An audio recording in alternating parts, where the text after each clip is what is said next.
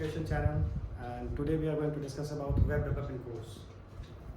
So today we will discuss only that part what is web development and what will be the considered in this courses and what are things we need to know. So first we are going to just write the part that we are going to discuss.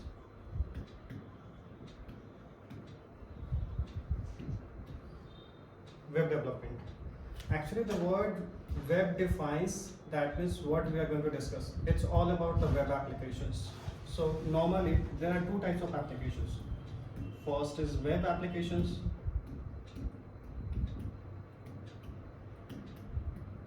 and second is mobile app application. So we are just going to discuss about web things. So what it means by web applications. So whenever any applications runs in web browser, that means it's in your web, that is going to be considered as a web applications. So what we do normally, just like your internet banking, Facebook, Gmail, and whatever applications you are going to access through web. In web, what it is? In browser, normally what you do in the address bar, you type some URL here and just access that application and just do your processing, do some work, and then just close that. So that is considered as a web applications. In that, actually, even that web applications, there are two type of web applications. First one is static.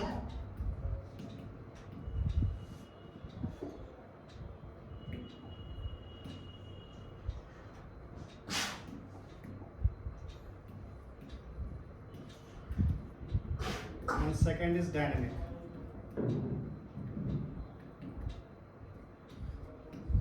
So what is static and what is dynamic? So when your page is having some content and that is going to be fixed, it's not going to be changed on the daily basis, on hourly basis, on weekly basis. Sometimes we are going to change that part. Just like if you say, suppose any institute or college is having some website and just representing the information about the colleges, courses, anything. Normally, no colleges have, they are not going to launch courses every day and they are not going to change any information on a daily basis. So that kind of information we just consider as a static part. So normally in a static applications, we create a website. So always users have confusion to what is website development and application development or web application development. So whenever your content is going to be a static, it's not going to be changed, it's going to be fixed. That is normally considered as a website development.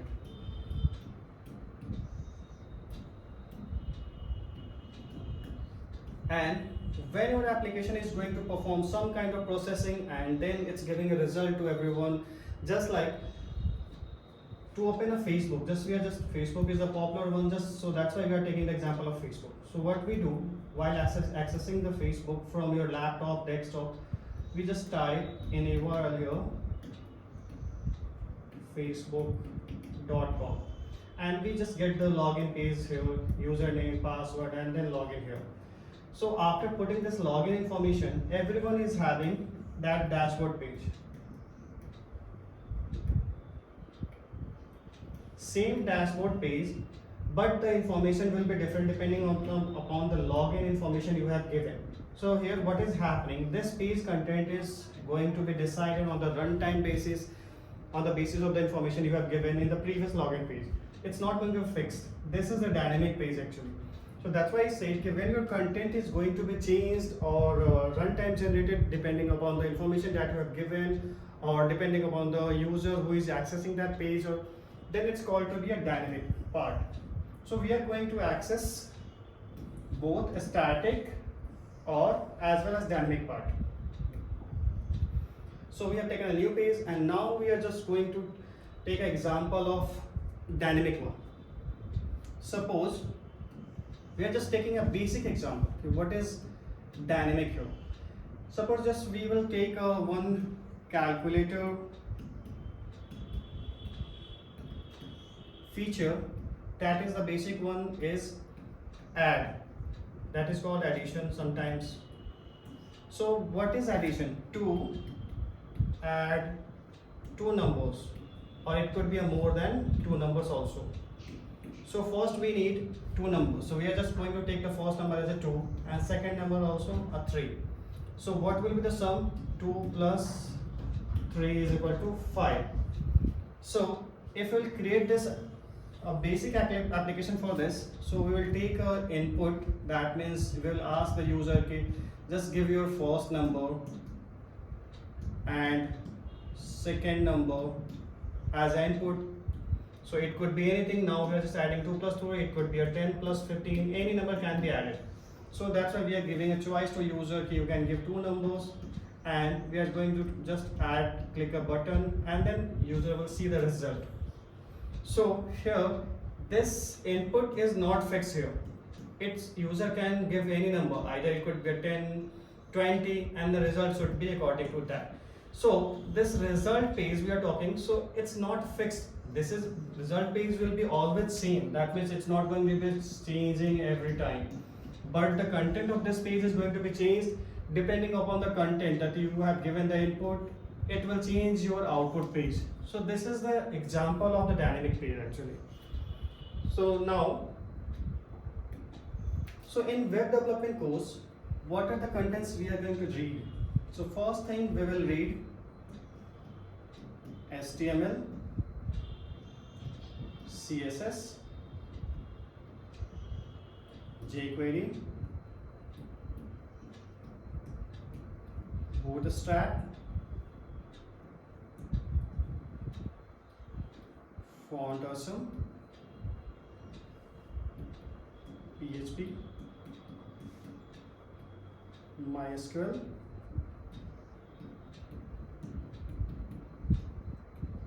PHPMyAdmin, Apache, and final live project. So this will be a course content of this whole course. So we will just go through the one by one individual as a brief things, what it means and what it's going to play a role in our development part and how it's going to help. So first we'll talk about HTML. So HTML stands for Hypertext Markup Language.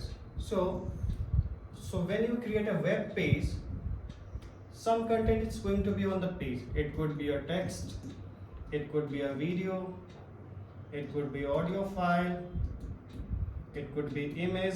So all these type of information, after putting together, it creates a web page. That information is going to be visible to users. So whenever you have to create a page and you are going to display some information, that HTML is going to help in that. To display any kind of content, HTML will be used to display it on the page.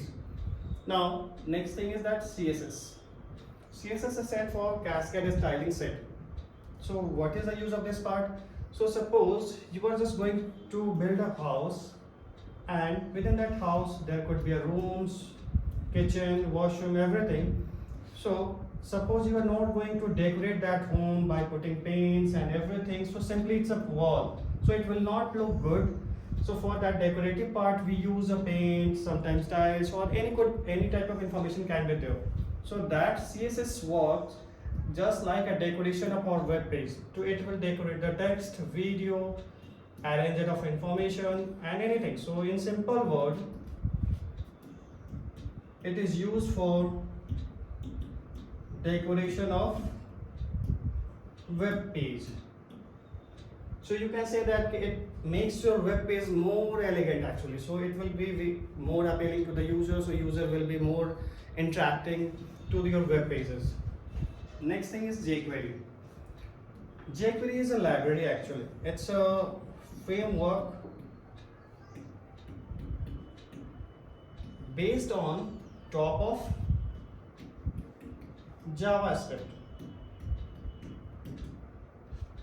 And suppose you are looking at what is the JavaScript, you can just go take our tutorial on the JavaScript and check our previous videos that I've already went through that, and you can will be aware of that, what is JavaScript. But now we are not going to discuss this JavaScript in this course because we have already discussed that part. So jQuery is a kind of more enhanced version of our JavaScript.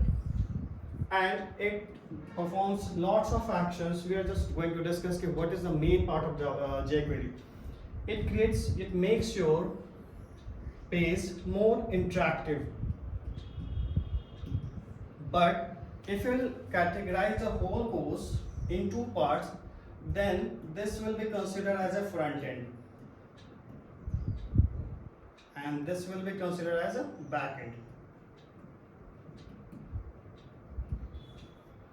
So whatever the things user is going to feel and interact with that, if any language or any tool is going to help in that to build front part from user can interact, that will comes under front end thing. And to make that, to work that front end part, some kind of information, some tools will be needed in the to work in the background, that is considered as a back end.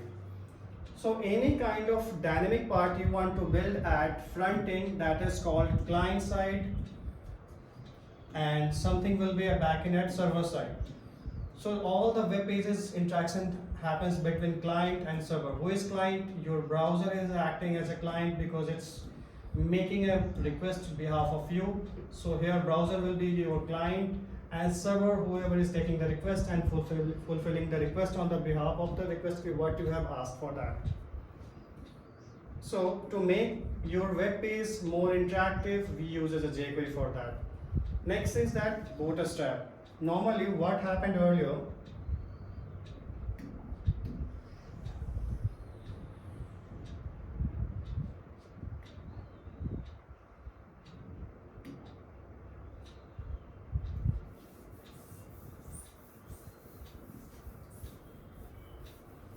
for small devices and for large screen devices, applications were being created differently. So why that was needed earlier? Suppose this is your large screen and this is your small screen. Suppose we are going to arrange here text, suppose image, audio, any kind of, suppose three information we are just going to put in a single line. But here in a small devices we don't have that much space to fit all the content in a single place. So what will be the proper alignment of this content? Normally text should be here, image should be here, and some kind of audio file. So now here this horizontal part, that is called row, and this vertical part, that is called column. So in small devices that row is getting converted into columns. So earlier two versions of web pages or web applications were created. So first one for large screen and second for a small device. What was the problem here? You have to create a two set of applications for single content, and from maintenance point of view it was difficult. Suppose you want to make any kind of changes in this part, then you have to go and change in both places. So now this bootstrap helps in that, resolving that problem. You don't have to create a two version of that. You need to create a single page that will run on small as well as large scale devices. Next is font version. So for web pages we need a different kind of icons. Suppose you have a page and suppose you are going to create some navigation. Suppose home, contact. So always pictorial representation of anything provides a more meaning. So we can create a home icon like this, contact, for that we can create a mail icon this. For this you can use images also, but it will make your web page bulky as much icons it's going to be grow. So instead of that we use as a font or some icons. It's a text actually. That means using font icons is being created, so that size will not be issue. Again, suppose a small icons, you have 100 pixel by 100 pixel any icons, you cannot use it for large things. But if text is going to be there, it can be used in any sizes. So resolution problem also will be resolved in that. Next is PHP. PHP is a server-side programming language. It does all the processing. That means we were just now, before we were talking about the addition of two numbers. So what we did here, so we just created a page where we took the two numbers and finally some button and the result were provided. So after taking two numbers, what needs to be performed and what calculation need to be done, it's going to be in PHP. And PHP finally returned the result to user. Next is MySQL. So on the daily basis, we use some kind of information, just like we will take a famous one, Facebook example. In Facebook, we do sign up, but at only one time, not on daily basis. So once you sign up, Facebook store your information for permanently. That means for next time you are going to access that Facebook, they are not going to ask sign up on a daily basis. Why? Because they have just taken your information and stored somewhere permanently, so they can use it for future purpose. So any kind of data storage, we need a database, that is we are using here MySQL. Next is PHP-MyAdmin. What is PHP-MyAdmin? PHP-MyAdmin is a UI representation of all the database commands. What database works using SQL. To communicate with computer, we need a programming language. To communicate with humans, we need a Hindi, English languages. To interact with database, we need a SQL language. But it's for everything, there is a command for that purpose. But PHP-MyAdmin solves our problem. It's a user interface. Instead of typing commands, we are having everything open. Suppose create, update, delete. What are the options we want? We can just click on that and it performs every actions on behalf of that command. Next is Apache. Apache sits on the server and it handles every request that is coming from client. All the requests handled by Apache only. So Apache takes the request and just look for the resource that is being requested and it returns that resource to the client. So all the request handling, it's going to be handled by our Apache. And then it's come to the end, that is our live project. So whatever we have learned, we are just going to build something that all the information, knowledges that we have used, so we will put all the information together and we will build something together. So after this end of the course, you will be able to build something and you will be able to create your own application, and that will do one by one, step by steps. Thank you for that.